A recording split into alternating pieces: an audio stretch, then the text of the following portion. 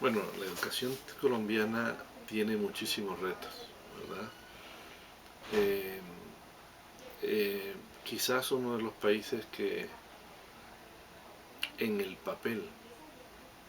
tiene leyes bien estructuradas, ¿verdad? Es Colombia. Incluso Colombia, cuando uno viaja al exterior y se encuentra con investigadores, con estudiosos del tema de la educación de otros países, siempre hacen referencia a que Colombia ha tenido buenas leyes sobre educación y buenos planes educativos, pero siempre surge una, digamos, una cierta decepción frente a eso, y es que los planes se quedan como planes, se quedan en el papel, es decir, no se llevan a la realidad, no se ponen en práctica, por lo menos a la luz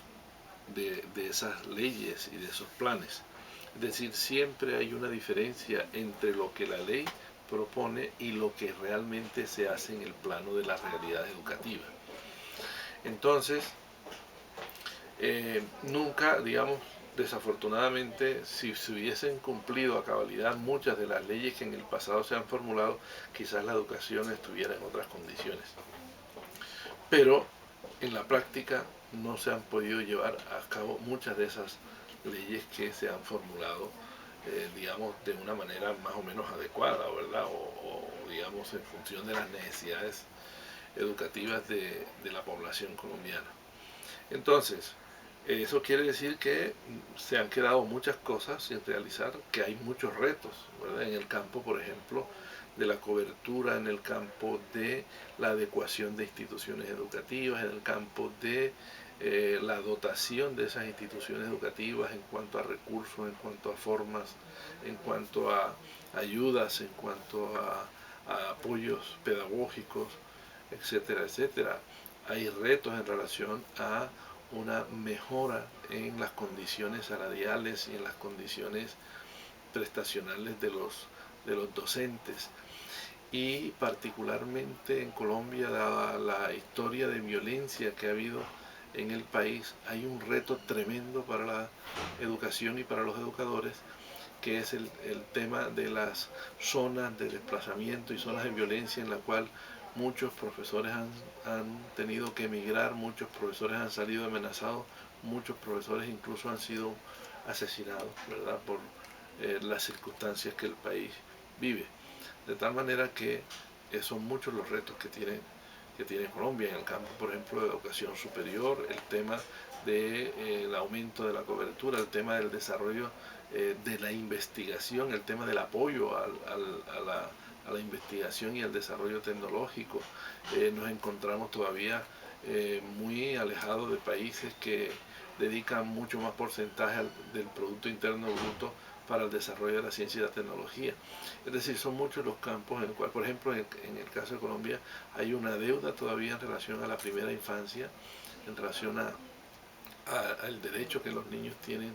de la educación desde la misma primera infancia, en donde, por ejemplo, todavía no se incluye como parte de la educación obligatoria y formal la educación preescolar, solamente un año se reconoce. De tal manera que, como tú ves, hay retos que van desde el preescolar, pasando por la educación media, básica y media, hasta la educación superior. ¿Qué está haciendo el gobierno para solucionar estos retos que tiene Bueno, el gobierno, los últimos gobiernos han estado centrados más en el tema de la cobertura, y ha habido una gran preocupación y de pronto unos planes para mejorar la cobertura que, digamos, han logrado algún avance en ese sentido. Por ejemplo, la cobertura en primaria, en secundaria, se ha mejorado bastante. Hoy el número de niños que están fuera de estos niveles, que están fuera de la educación, son pocos. Sin embargo, este, al tiempo que hay una preocupación por mejorar la cobertura, porque todos los niños entren al colegio, también se presenta una alta deserción. De tal manera que esto funciona más o menos de la siguiente manera. Por un lado, entran niños, pero por el otro lado, salen niños del sistema escolar. De tal manera que se pierde un ejercicio y un trabajo que se hace por cobertura, porque en la medida en que se aumenta la cobertura por un lado, la deserción también aumenta por otro, y de tal manera que desde ese punto de vista siempre la cobertura real es menor a la cobertura que nominalmente digamos, se especifica o se trabaja de acuerdo con las estadísticas del gobierno. ¿Cuáles son las estrategias que está implementando el Ministerio de Educación Nacional para asegurar la permanencia de los estudiantes dentro del sistema educativo?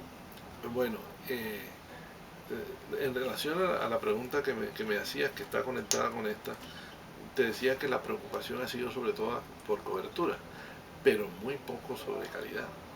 ¿verdad? Y la permanencia de un estudiante en la institución, ¿verdad?, no está dada solamente por su posibilidad de entrar a la educación, sino de mantenerse en ella, es decir, que la institución le brinde las condiciones de ambientes de aprendizaje adecuados, de relaciones y clima institucional adecuado, de las ayudas, de los recursos, de los apoyos que él necesita para mantenerse y sentirse cómodo estudiando.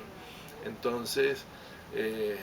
y por supuesto del mejoramiento de los procesos pedagógicos y de los proyectos para que no solamente él pueda entrar al colegio, sino que pueda mantenerse motivado en la institución, pero además pueda mantenerse en él aprendiendo realmente, que el proceso de la formación sea útil y pueda contribuir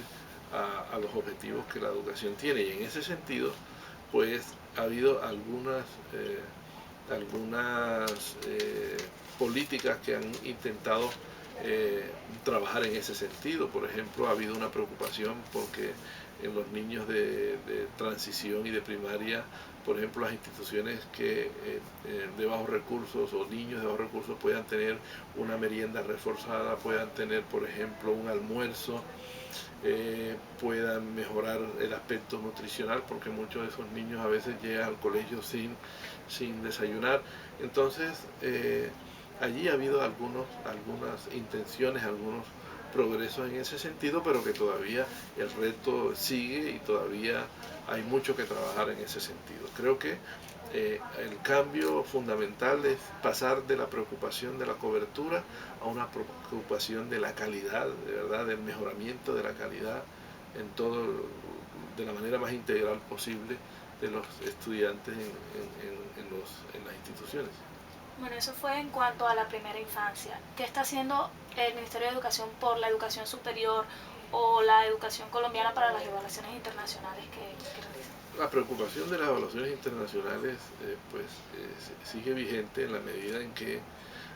ustedes comprenderán que mientras haya el tema de la competitividad, o mejor, de la competencia con otras instituciones y con otros países, cuando uno se ve que no está de primero o no está, sino que está de último, por supuesto, es una preocupación. Pero ahí hay que analizar muchas cosas. El problema no es tan simple como un examen, ¿no? Ahí hay que analizar muchas cosas, pero hay una realidad, digamos. De todas maneras, eso es un referente, es un indicador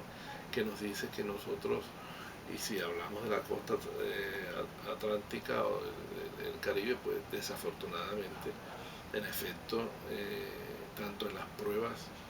saber internas nacionales como en las pruebas internacionales, pues no aparecemos con buen desempeño, y esa es una realidad, es una preocupación, es una muestra de que la calidad del servicio educativo en la costa, en nuestras regiones y en Colombia en general, pues no es el esperado, ¿verdad? Y las instituciones en particular han venido preocupándose por preparar al estudiante, por generar una cultura de la evaluación en el estudiante, prepararlo para esas pruebas, etcétera, etcétera, de tal manera que eso pueda producir un mejor desempeño a futuro tanto en las pruebas nacionales como en las pruebas internacionales. Pero eso, digamos, todavía no ha tenido una repercusión positiva, y creo que faltaría mucho